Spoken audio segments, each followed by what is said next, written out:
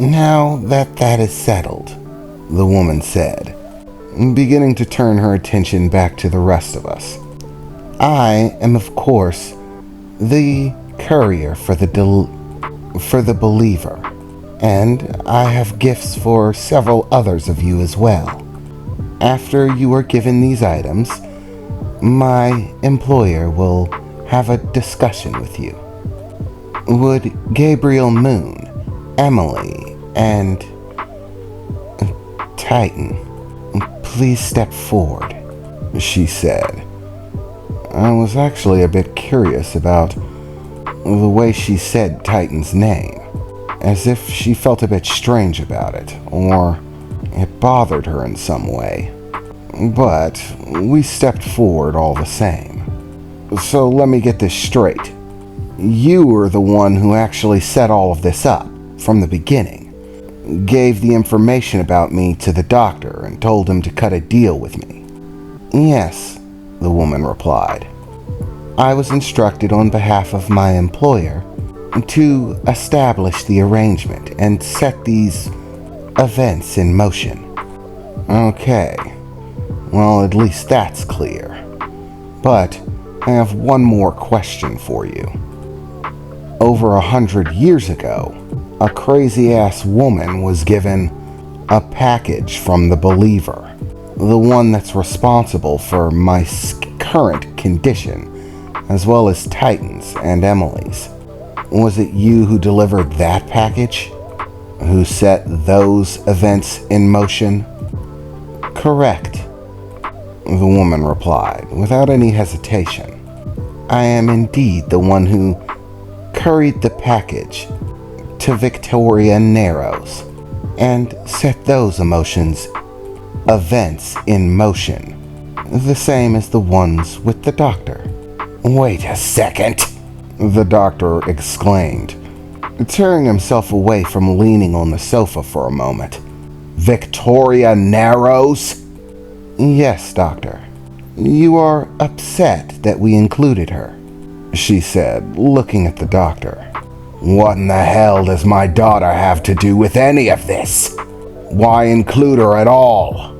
So, I take it to reason that you have not been keeping up with your daughter.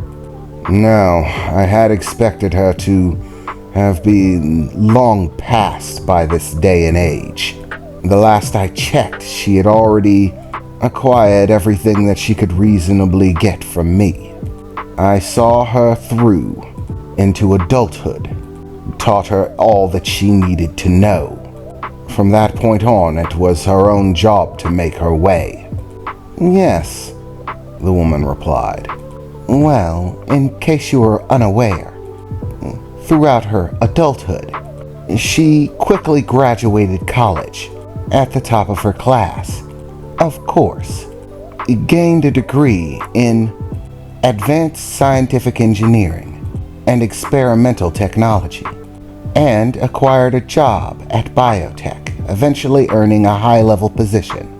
However, after she created a groundbreaking new technology, nanotechnology, her ideas of how to use this technology differed from that of biotech, and thus she was cast out, refusing to lament her ideas. She would not let go of them, and so she was terminated, and left with nothing. So it was Victoria who created nanites. This whole escapade is because of her? Correct. Somewhat, she replied. Wait a second. So you're telling me Victoria was responsible for the tech freaks? The doctor said, looking over to me with an eyebrow raised. At the moment, I was stunned that the doctor actually had a kid. But him being her father actually started to make a great deal of sense after I started thinking about her personality a bit. Those pieces fell right into place. Yeah, she was the one in charge of all the tech freaks that have been terrorizing the city. She created them. Yes, as we expected her to. and with the aid of the advanced nanotechnology that we granted her, she fulfilled the goal perfectly. Her work is integral to our end goals and will be absolutely necessary in the coming of events, the woman said. But for the moment being, we have other things to discuss, she said, stepping away and once again delving into the case that she had laying on the floor, grabbing from it 3 flat objects, stepping forward and placing one in my hands as well as Emily and Titan's. These are data banks. Within each of them, you will find a complete breakdown of your unique and individual abilities, the powers granted to you by the ascension process that the believer created. This process was created specifically for you. The powers given to you based on many different factors, both your personal attributes and inclinations, as well as the strengths that you will need in order to achieve your future goals. So everything about our abilities is just in these? You're just gonna tell us everything, I said, a bit curiously in her direction, not being sure how honest I could expect her answers to be. Yes, all of the information is there. You will find data displays, detailed information about the nanites, and their capabilities, and how it of course affects you, what you can utilize them to achieve.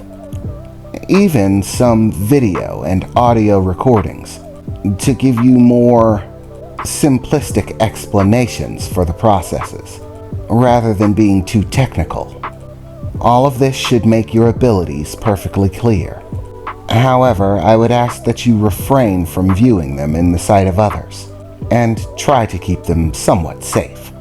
It's not extremely likely that someone would be able to bring harm to you if they obtained them. However, the information could give them a much better idea of how to deal with you, create more solid defenses, and things of that sort. So it would be best to keep the information private, and for the moment being, refrain from watching them until we've had a discussion with my employer. You keep on saying that we're going to have some sort of meeting with him. So is he showing up here? Or is he just going to be showing up via some sort of video transmission? Well, it is both and neither simultaneously. He will be here, but he will also not be here. Honestly, it's simply too complex to explain in any simple or quick manner. It is better that you simply see it. That way we can skip past all of the questions about whether or not you believe it. The doctor began to laugh maniacally again. So much information. First, I find out that my daughter is alive and well. And, suffice it to say, I think she's making Daddy proud. I never expected her to be such a go-getter. She could be quite childish, but I suppose she is my daughter after all. But even more so than that, you, my friend, are about to get taken on a roller coaster. Believing the strange and unusual doesn't seem to be your strong suit as of yet. I can't wait to see how you adjust to this.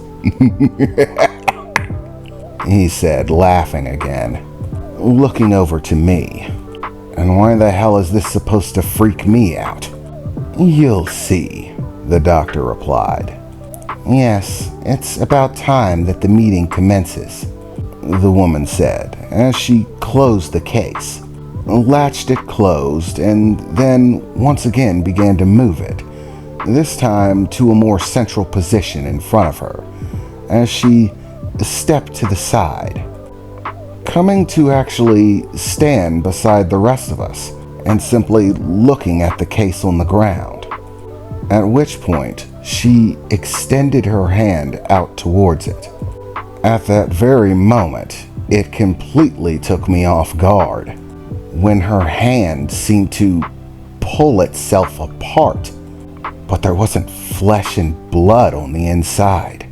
No, it was metal, technology, gears and flowing energy cables and all sorts of things. As her hand pulled itself apart, reformatting into some sort of what looked like maybe some kind of weapon.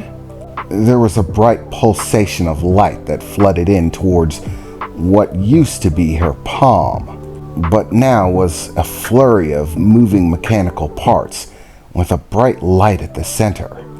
At which point, what looked like a very bright light and a wave of energy started to emit from that point, flowing out rapidly and pulsing over the box. At that point, the box itself began to do the same as her hand, breaking down into multiple pieces and moving and shifting over each other.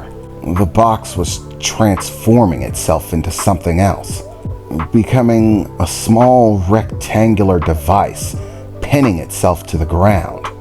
And just as quickly as it changed, I began to see a buildup of bright light as there was a blue flash of energy at the center of the room.